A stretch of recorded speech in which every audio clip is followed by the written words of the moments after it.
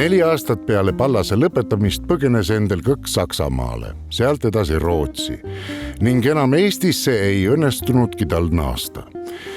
Igatsusest koduse keele ja kultuuri vastu maalis Kõks portreid sealsetest pereliikmetest ja teistest kaasmaalastest.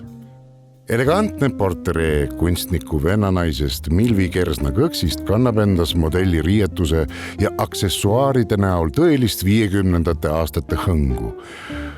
Õhkõrn loordaami näol, sulgkübaras, moodne käekell, mustad kindad ja peente sõrmede taha peidetud sigaretipits.